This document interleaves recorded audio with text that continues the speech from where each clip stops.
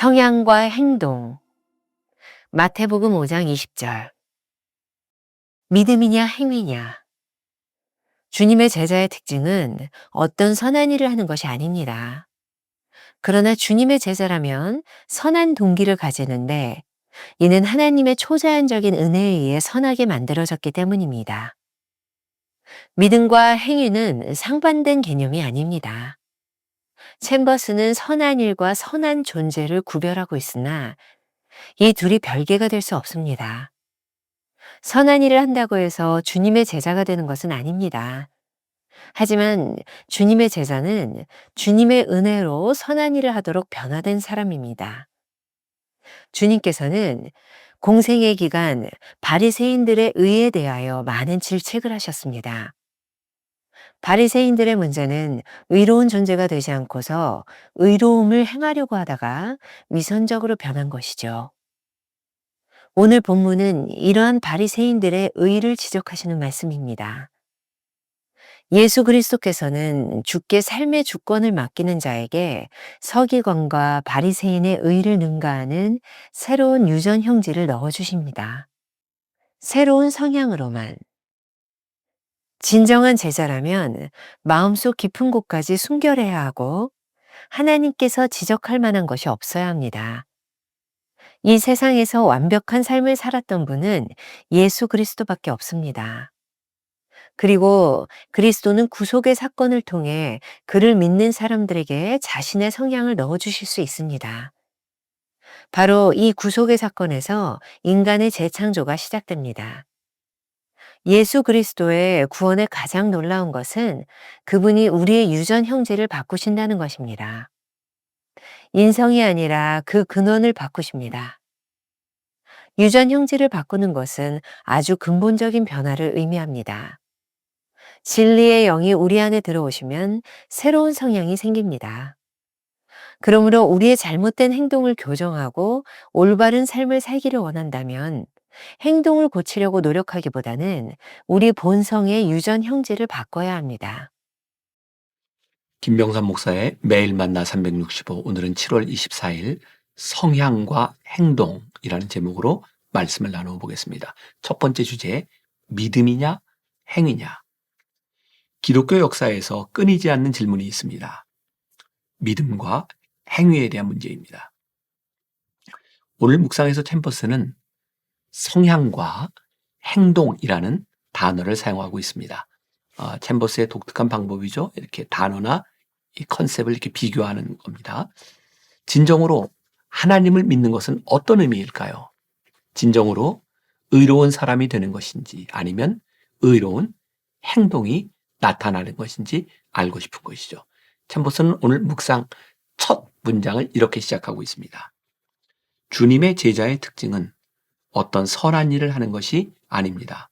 그러나 주님의 제자라면 선한 동기를 가지게 되는데 이는 하나님의 초자연적인 은혜에 의해 선하게 만들어졌기 때문입니다.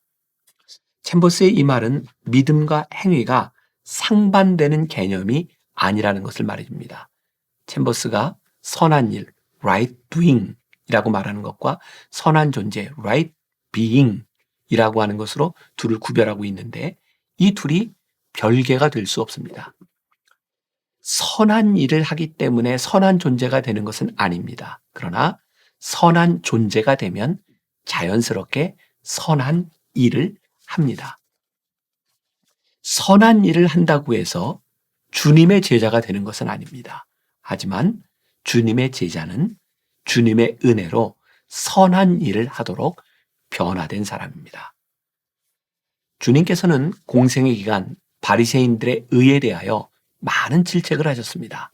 그런데 이러한 질책이 의로움을 부정하는 것이 아닙니다. 바리새인들의 문제는 의로운 존재가 되지 않고서 의로움을 행하려고 하다가 위선적으로 변한 것이죠.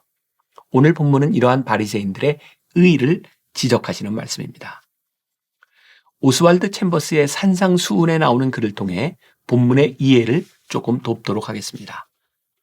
마태복음 5장 20절, 너희 의가 서기관과 바리새인보다 더 낫지 못하면, 서기관과 바리새인의 의는 옳은 것이다. 분명히 그들은 의를 행했다. 그러나 예수님께서는 제자들의 의가 그들의 의보다 훨씬 뛰어나야 한다고 말씀하신다. 그렇다면 의로운 존재가 되지 않고서야 어떻게 그들의 의로운 행위를 능가할 수 있겠는가? 하나님과의 관계를 맺어 의로운 행위를 할 수 있는 의로운 존재가 되지 않으면 서기관과 바리새인의 의를 능가할 수 없을 것이다. 여기서 예수 그리스도의 메시지는 우리의 의가 행위에 있어서도 서기관과 바리새인의 의를 능가해야 한다는 것이다. 그들은 우리가 알다시피 전혀 의로운 존재가 아니다. 따라서 우리의 의로운 행위가 그들의 의로운 행위를 능가하지 않는다면 우리는 결단코 하나님의 나라에 들어갈 수 없다는 말씀이다. 기억하십시오. 선한 행동을 하는 것이 잘못된 것이 아니라 선하지 못한 사람이 선한 행동을 하려고 애쓰는 것이 문제임을 기억해야 합니다. 챔버스는 이렇게 말합니다. 예수 그리스도께서는 주께 삶의 주권을 맡기는 자에게 서기관과 바리새인의 의를 능가하는 새로운 유전 형질을 넣어주십니다. 우리가 기억해야 될 한 줄 노트. 선한 행동으로 선한 사람이 되려는 노력은 우리를 위선적으로 만듭니다. 선한 존재가 되어야 선한 행동을 할 수 있음을 기억해야 합니다. 두 번째 주제, 새로운 성향으로만. 이제 존재와 행동이 상반되는 것이 아님을 알았습니다.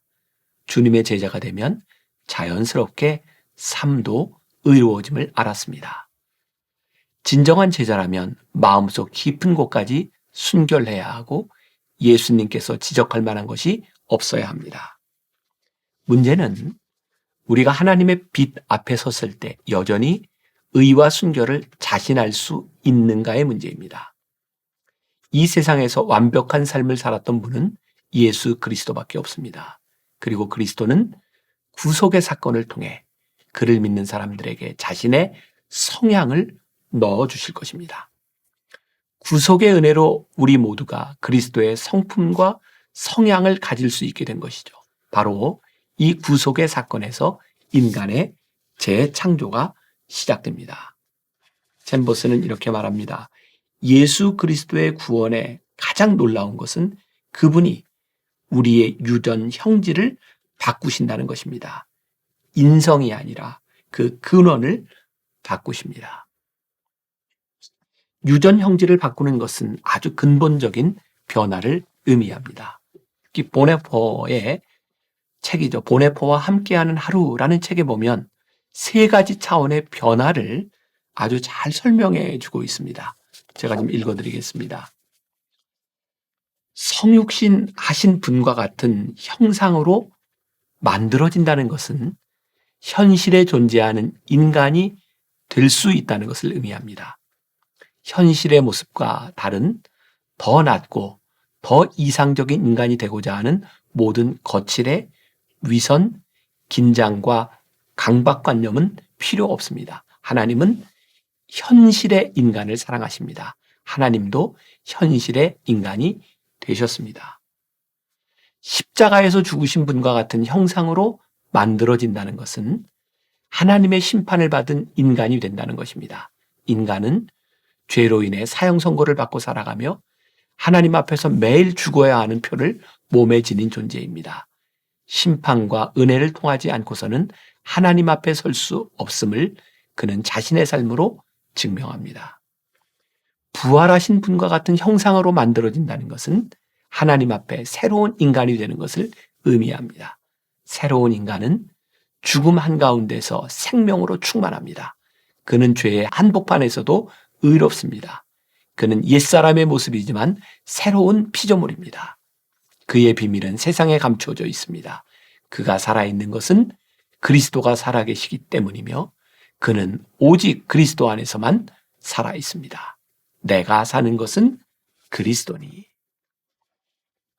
주님의 제자들에게 행함은 매우 중요한 것입니다. 그러나 그 누구도 율법을 지켜서 자신을 순결하게 할 수는 없습니다.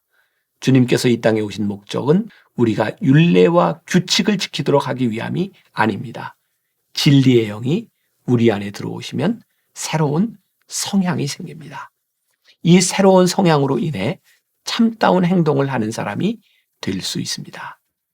그러므로 우리의 잘못된 행동을 교정하고 올바른 삶을 살기를 원한다면 행동을 고치려고 노력하기보다는 우리 본성의 유전, 형질을 바꿔야 합니다. 우리가 기억해야 될 한 줄 노트. 올바르게 행하고 싶다면 먼저 새로운 존재가 되기를 갈망해야 합니다. 주님은 그것을 가능하게 하시는 분입니다. 오늘 하루 이런 질문을 품어봅시다. 내 안에서 옛사람과 다른 전혀 새로운 유전 형질을 발견할 수 있습니까? 그렇지 않다면 새로운 사람을 꿈꿔봅시다. 기도하겠습니다. 하나님, 우리에게 바람은 있지만 바람대로 살지 못하는 것에 대한 갈등과 번민이 있습니다. 우리가 하나님의 말씀을 들으며 우리의 마음속에 소원이 있는데, 내가 바르게 살고 싶은데, 하나님의 뜻대로 살고 싶은데 그렇게 살지 못하는 것들 때문에 좌절할 때도 있고, 또 그것이 부끄러워서 때로는 위선적인 삶을 살 때도 있었습니다. 그런데 오늘 우리들에게 깨닫게 하시는 것이 있습니다. 올바른 행동, 올바른 삶을 살려고 하는 의지보다 우리들이 하나님 앞에 올바른 존재, 하나님의 자녀, 거듭난 자가 되어야 한다는 것을 깨닫게 하셨습니다. 오늘 하루 우리들에게 먼저 그런 기도가 있었으면 좋겠습니다. 주님, 나를 하나님의 자녀로 바꾸어 주옵소서. 내 안의 성품을 우리 주님의 성품으로 바꾸어 주시옵소서. 그리고 내 안에서 이 변화된 성품을 통해 하나님의 의가 드러나게 하여 주옵소서. 오늘도 하나님 앞에 복된 자녀로 그렇게 살아가는 하루가 되게 하여 주옵소서. 예수님의 이름으로 기도했습니다. 아멘. 선한 행동으로 선한 사람이 되려는 노력은 우리를 위선적으로 만듭니다. 선한 존재가 되어야 선한 행동을 할 수 있음을 기억해야 합니다. 올바르게 행하고 싶다면 먼저 새로운 존재가 되기를 갈망해야 합니다.